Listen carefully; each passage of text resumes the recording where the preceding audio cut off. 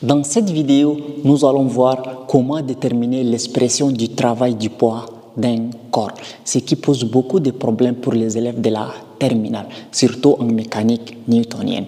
Ce qui pose des problèmes, ce n'est pas le fait d'écrire la formule du travail du poids, mais le fait de chercher la hauteur relative à une figure géométrique. J'ai pour toi ici des exemples à travers lesquels tu vas absolument maîtriser comment déterminer la hauteur. C'est parti.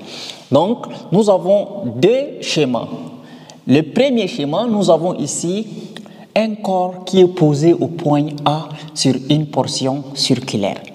Et le corps se déplace jusqu'au point B. Donc, arrivé au point B, on nous demande de chercher le travail du poids, l'expression du travail du poids entre A et B.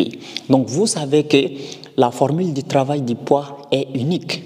Donc, le travail du poids est positif quand le corps descend et le travail du poids est négatif quand le corps monte. Donc, vous constatez que dans notre premier cas ici, le corps vient de A vers B, donc c'est-à-dire notre corps descend. Donc, comme notre corps descend et qu'on nous demande de chercher l'expression du travail du poids, nous allons dire que le travail du poids sur le trajet AB, donc entre A et B, qu'est-ce que ça donne? Est égal à mgh.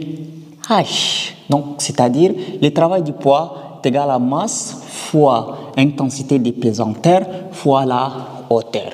Par contre, si le corps monte, le travail du poids est égal à moins mgh.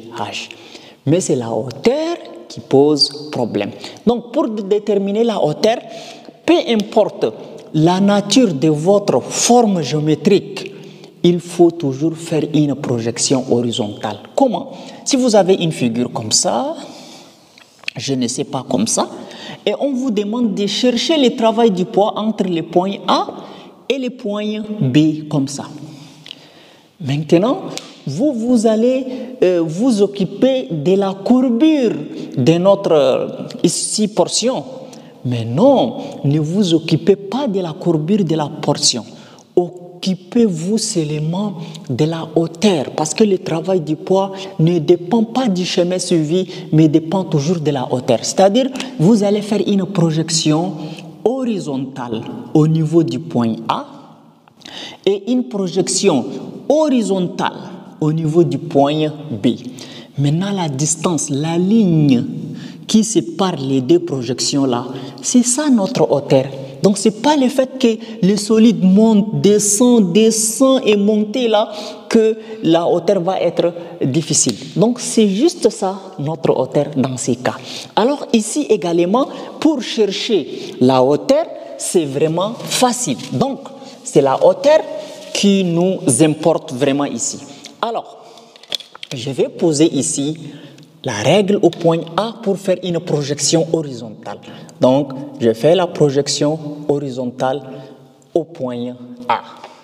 Je vais faire aussi la projection horizontale au niveau du point B.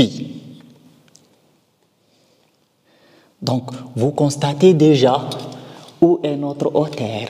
Donc, c'est la ligne qui sépare le point A du point B. Donc, c'est ça notre hauteur. Voilà la hauteur. Donc, vous pouvez les tracer ici, mais je les trace ici. Je vous conseille de tracer la hauteur toujours vers la partie qui constitue le centre de votre portion circulaire. Donc, la partie qui est verticale, afin que vous voyez clair les choses. Maintenant, ici, qu'est-ce qu'on va mettre? Ici, comme c'est le point B, ici, je vais mettre comme un point B'. Donc, vous savez que votre hauteur, c'est quoi? La hauteur, c'est AB'. Donc, vous allez dire ici tel que H égale AB'. Mais on ne s'arrête pas ici pour dire que tel que H égale à AB', donc travail du poids sur le trajet AB est égal à mg AB'. Non. Donc, le travail du poids va être toujours exprimé en fonction de l'angle. Lorsque vous vous déplacez de A vers B, vous avez ouvert un angle alpha, donc c'est en fonction de cet angle alpha. Maintenant, voyons une autre chose. Nous avons la ligne là, comme ça, c'est ça le point O, ça c'est le point A, et le point B' est quelque part là. On vous a dit que la hauteur là, c'est ça, n'est-ce pas? Bien, donc la hauteur c'est AB'. Mais pour tirer AB', vous allez utiliser toute la distance. Vous allez dire que la distance AB' là, ça c'est la petite distance, égale quoi? Égale à la grande distance AO, de AO, et on diminue, c'est-à-dire on retranche, on coupe ce qu'on ne veut pas. Donc AB' est égal à AO moins B'O, moins B'O. Vous voyez, quand on prend AO, prenons AO et effaçons B'O, qu'est-ce qui reste? Il reste AB', c'est ça notre hauteur. Donc ici, AB' c'est égal à AO moins B'O. Donc la hauteur, c'est égal à AO moins B'O. Donc, qu'est-ce qu'on va dire? C'est là équivalent à que la hauteur est égale à AO moins B'O. Bien. Maintenant, AO, c'est quoi? Si vous constatez bien, de A jusqu'à O, c'est le rayon de notre morceau circulaire, n'est-ce pas? Nous avons ici un demi-cercle, n'est-ce pas? Et là, de O jusqu'à A, c'est le rayon. D'accord. Donc, on sait déjà que AO, c'est le rayon. Mais on va chercher quoi? On va chercher B'O. B'O, c'est d'ici jusqu'ici, c'est ça qu'on appelle B'O. Bien. Maintenant, B'O, là, si vous constatez bien, nous sommes dans un triangle OB'O. Donc, ici, là, nous avons un triangle. Ici, c'est O, ici, c'est B', et là, c'est B. L'angle alpha se trouve ici. Les amis, je vous dis, si jusqu'ici, vous êtes en première ou en terminale ou en seconde et que vous n'êtes pas en mesure de connaître dans un triangle rectangle ce que c'est le côté opposé ou le côté adjacent, ça ne sert vraiment à rien jusqu'à maintenant.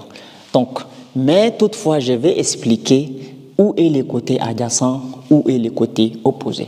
Bien, mais quand on parle de côté adjacent opposé, c'est lorsque nous avons d'abord un triangle rectangle. Quand le triangle n'est pas rectangle, l'histoire des opposés adjacents ne marche pas. Donc, nous avons déjà ici un triangle qui est rectangle en B'. Dans un triangle rectangle, le plus long côté, tel que OB, ici c'est le plus long côté, on l'appelle hypoténuse. Hypoténuse. D'accord.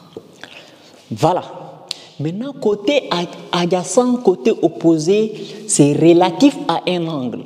Quand on n'a pas un angle, on ne peut pas dire côté opposé adjacent. C'est par rapport à un angle d'abord, on cherche le côté opposé. Donc ici, nous avons un angle alpha. Vous voyez, l'angle alpha se forme toujours entre deux côtés. L'angle alpha est formé entre quel côté? Entre le côté OB, qui est l'hypoténuse.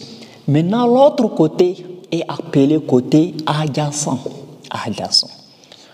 Pourquoi? Parce que toujours un angle est formé entre hypoténuse dans un triangle rectangle, entre hypoténuse et les côtés adjacents.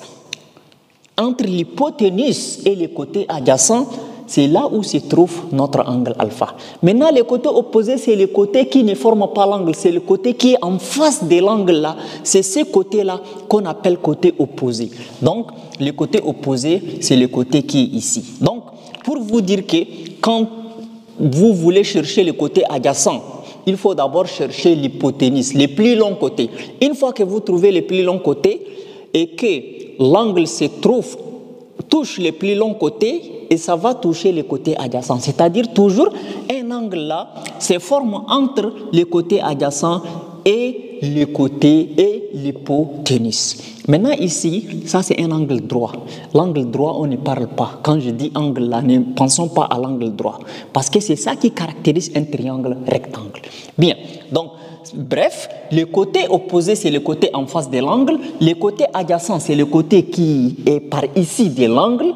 Et l'hypoténuse, c'est le côté qui est le plus long. Même si je fais un triangle comme ça, alors si je mets θ ici, le côté opposé, c'est en face. L'hypoténuse, c'est le plus long. Adjacent, c'est celui-là. Donc, on n'a pas besoin vraiment de chercher de midi à 14h un angle. Bien. Maintenant, je vous informe que si vous cherchez le côté opposé, ça, retenez ça maintenant.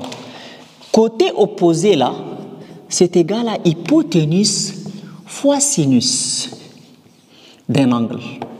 Et le côté adjacent, c'est égal à hypoténuse fois cosinus. Ne cherchez pas loin pour dire sinus égal à ça sur ça.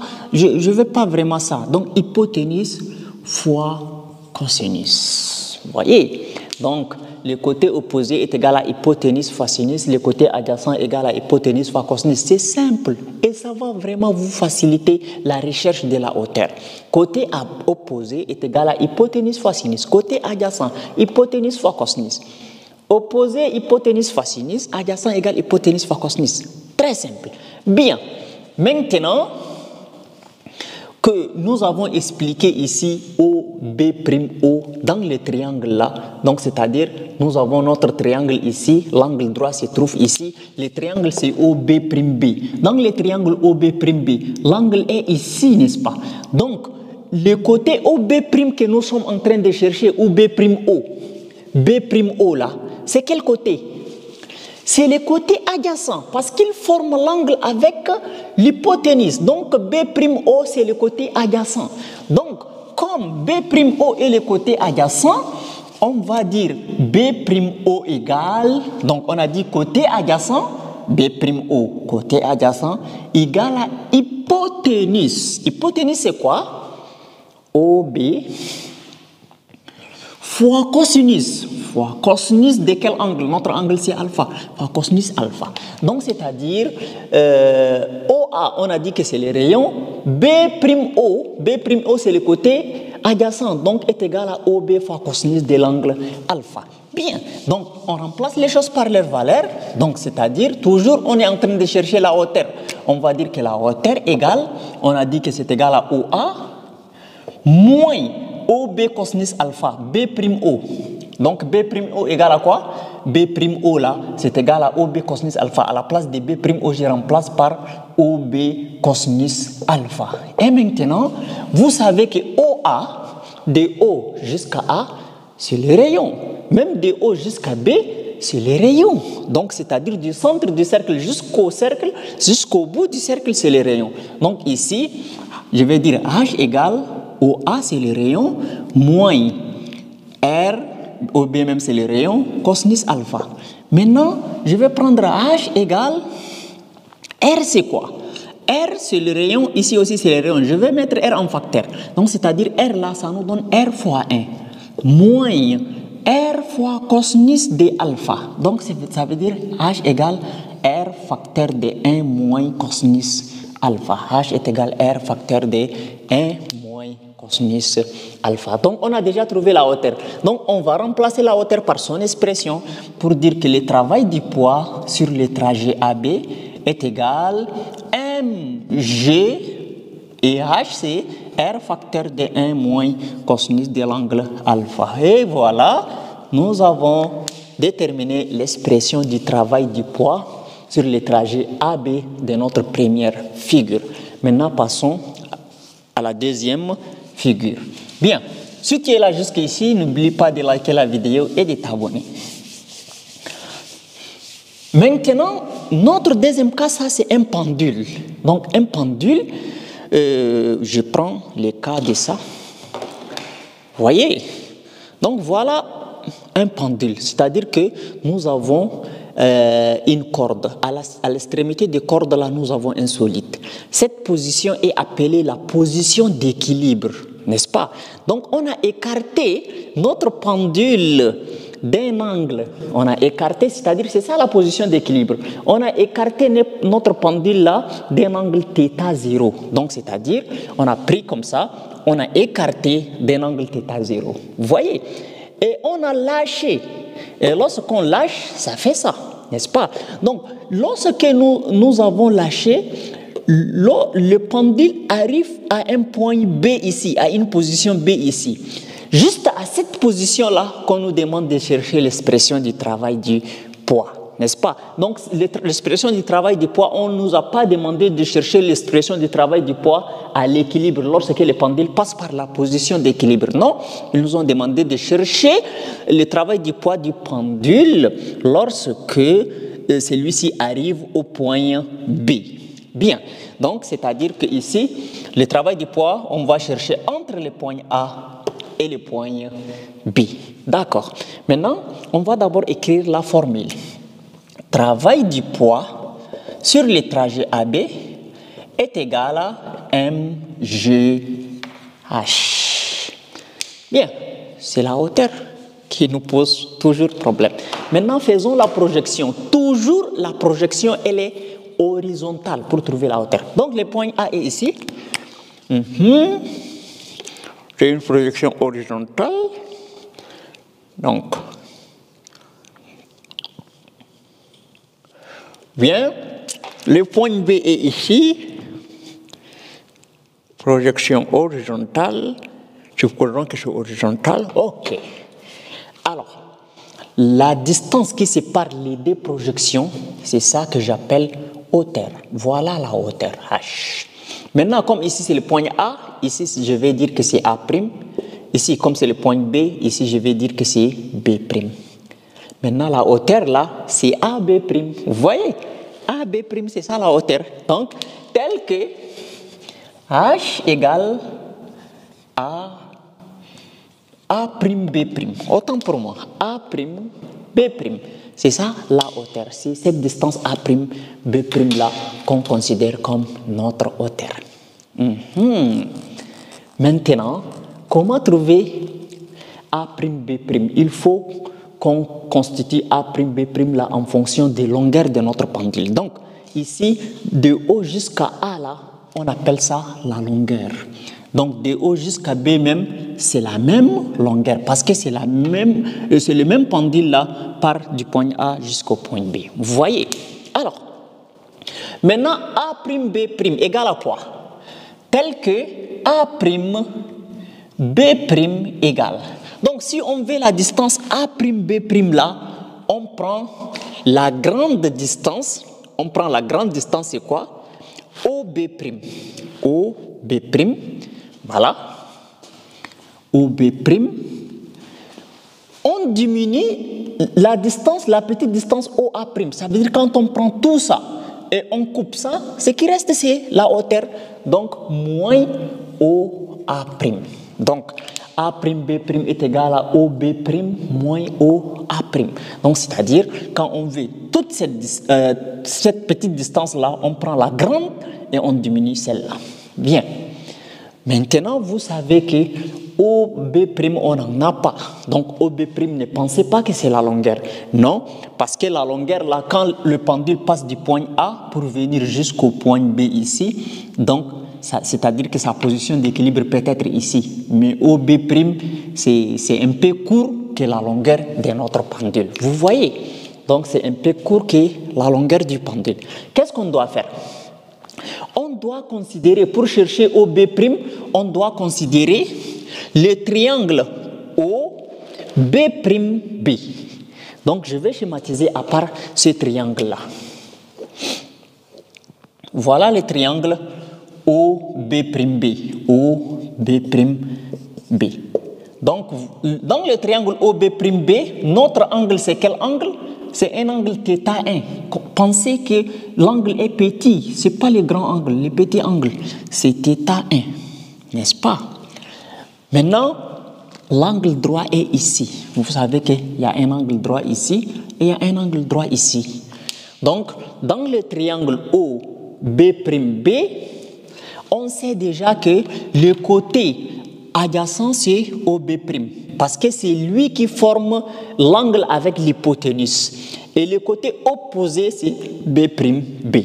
Donc ici, OB' que nous voulons là, OB' que nous, on est en train de chercher, c'est le côté adjacent. Comme c'est le côté adjacent, on sait que le côté adjacent est égal à hypoténuse fois cosinus, n'est-ce pas? Donc, ça veut dire OB', comme c'est le côté adjacent, est égal à hypoténuse. Hypoténuse, c'est OB fois cosinus. Fois cosinus de quoi? Fois cosinus de θ1. Donc, OB' est égal à OB cosinus de θ1. Très bien. Donc, on a trouvé l'expression de OB'. Donc, je vais dire tel que OB' est égal à OB cosinus de θ1. D'accord. Maintenant, je vais chercher OA'. Pour chercher OA', je vais considérer les grands triangles OA'. Regardez les grands triangles. Donc, je vais considérer ces triangles. Donc, qu'est-ce que je vais dire? Je vais dire ici, j'ai un triangle qui est comme ça. Donc, l'angle, le grand angle là, on l'appelle θ0. Voilà, θ0. Maintenant, ici c'est O, ici c'est A', et là c'est A, n'est-ce pas? Alors, je vais OA' dans le triangle ici qui est rectangle en A'. OA' c'est le côté adjacent toujours, parce que c'est lui qui forme l'angle avec l'hypoténuse. Est-ce qu'on se comprend? Avec l'hypoténuse, c'est OA' qui forme l'angle. Donc, on sait que le côté adjacent, c'est égal à hypoténuse fois cosinus. Donc, OA' est égal à OA fois cosinus de θ0. Bien, donc on a déjà trouvé aussi l'expression de OA, donc OA' égale OA cosinus de θ0. D'accord, bien. Maintenant, on remplace OB' par son expression et OA' aussi par son expression. Donc, A'B', c'est ça qui est la hauteur là, égale à OB'. OB' c'est quoi? OB cosinus de θ1 moins OA cosinus de θ0. Bien, OB, OB, c'est toujours longueur. Donc, c'est-à-dire, ici, je vais dire tel que OB égale à OA est égal à L. Donc, je vais dire A'B' égale à L, cosinus de θ1 moins L, cosinus de θ0. Maintenant, vous savez que L, c'est un facteur commun. Donc, L, facteur de cosinus de θ1 moins cosinus de θ0. Donc, A'B' est égal à L, facteur de cosinus de θ1 moins cosinus de θ0. Donc, à la place de H, je remplace par tout ça. Parce que A'B' là, c'est ça qui est L. Donc, A'B' là, c'est ça qui est H. Donc, H égale L facteur de L cosinus de θ1 moins cosinus de θ0. Donc, le travail du poids sur le trajet AB égale L, est égal à M, autant pour moi, pardon, est égal à M, G, H. H c'est L facteur de cosinus de θ1 moins cosinus de θ0. Et voilà, nous avons déterminé l'expression du travail du poids sur le trajet AB. Si la vidéo vous a plu, n'oubliez pas de la partager, de la liker, de vous abonner à la chaîne afin de ne plus rater nos prochaines vidéos. Merci.